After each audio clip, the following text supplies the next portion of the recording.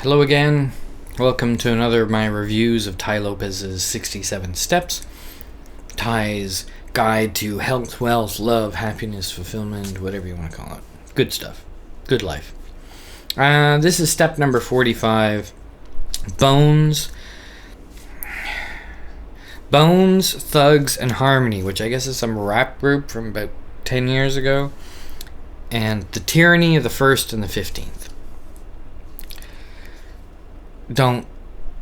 Anyway, get me started on Bones Thugs. Anyway, our lives are kind of dominated by making money.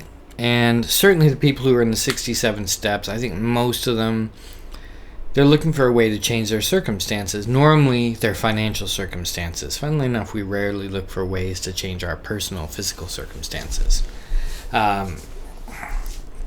But when the finances get down, we're out looking. So yeah, most of us are in that situation, looking to make our financial situation better, and that's part of the good life.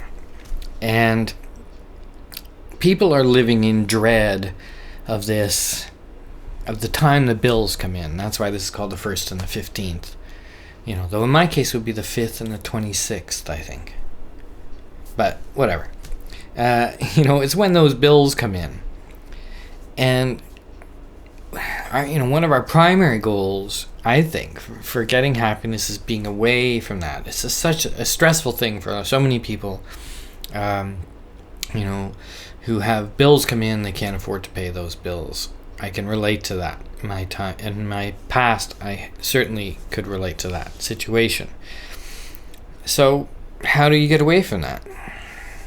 And that's really what this whole 67 steps, a lot of it is about, but this one kind of condenses it down. One of the things is, change your understanding of money and how you're getting your money and the tyranny of bills and the circumstances you find yourself in. These things are not inevitable, even if you're totally dominated by it. This situation is not inevitable.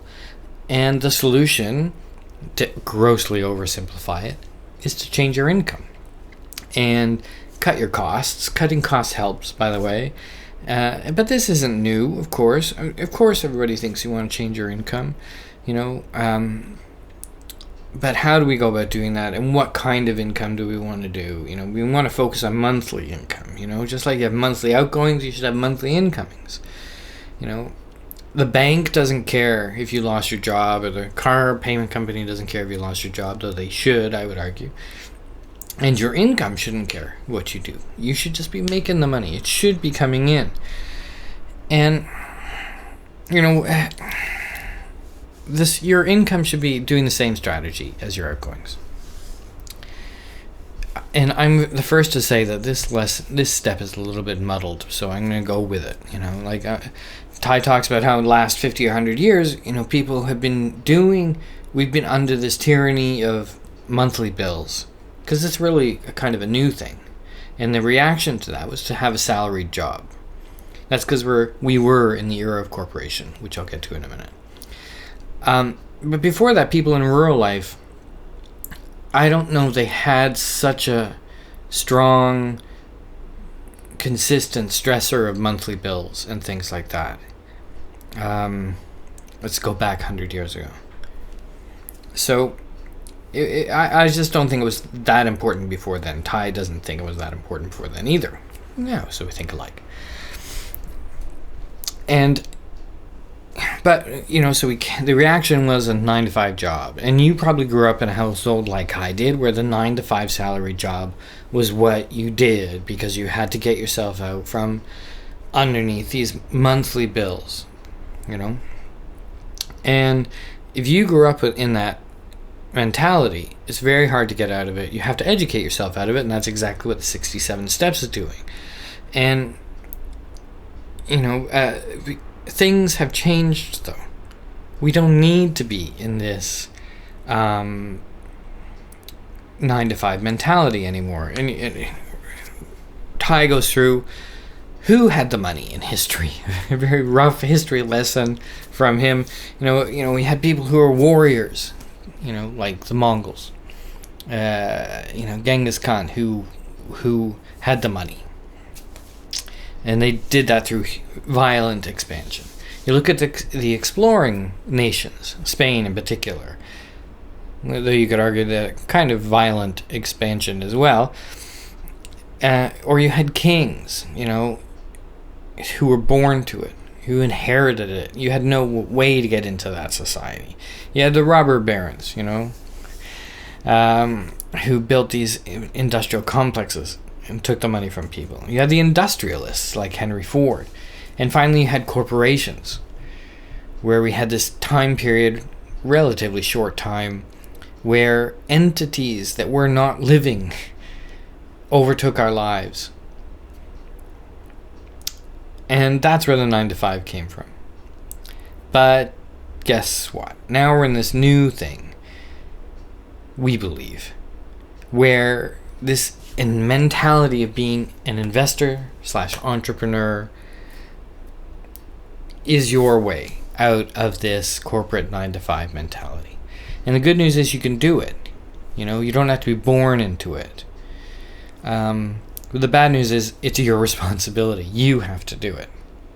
You have to educate yourself because our institutions aren't doing it for us. You have to educate yourself on what it means to be an investor and an entrepreneur. Tai quickly goes into these 4 levels of income. Scarcity, where these are American figures. So scarcity, where you're earning below 70,000. Independence, where you're 70 to 150. Prosperity, you're making over 150,000 up to $1 million a year. And then wealth, impact. I've gone off the top of the camera. Wealth and impact, where you're earning more than we're earning more than $1 million a year. And so you want to quote the Jeffersons, move on up.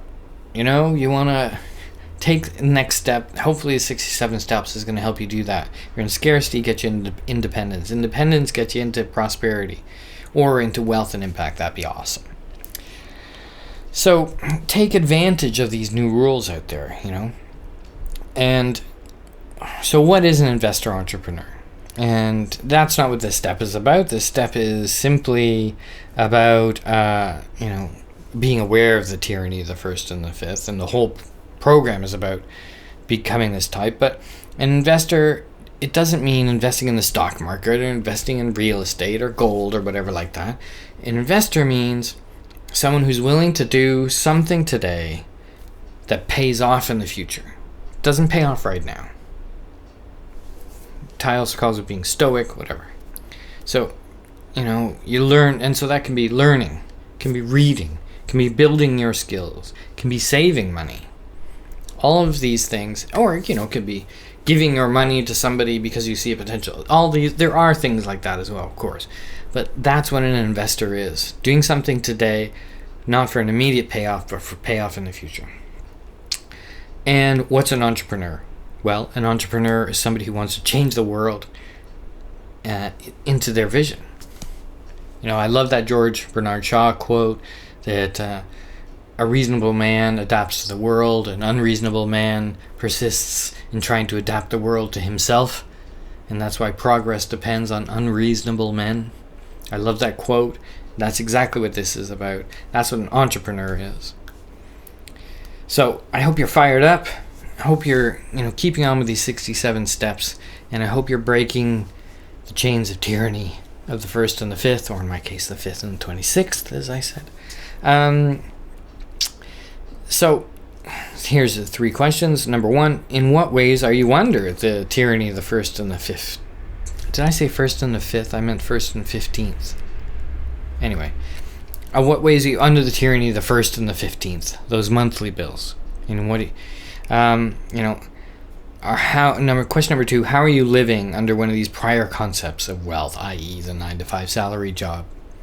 Number 3, what are some things you can do to start to become an investor entrepreneur? These are some big questions. This is a big mind shift to get away from this. If you want to send me messages, I went through this process, of getting out of salaried work, becoming investor entrepreneur, And I'm still in that process. This is a lifelong process once you've done that. But if you want to talk about it, if you have any ideas, if you have any things you're working on, struggles or whatever, I'd love to talk about it with you.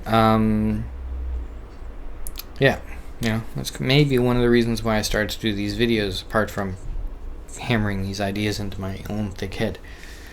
Anyway, stick around. This is step number 45, and so that means we've got about 20 to go, and we'll see you very soon. Thanks.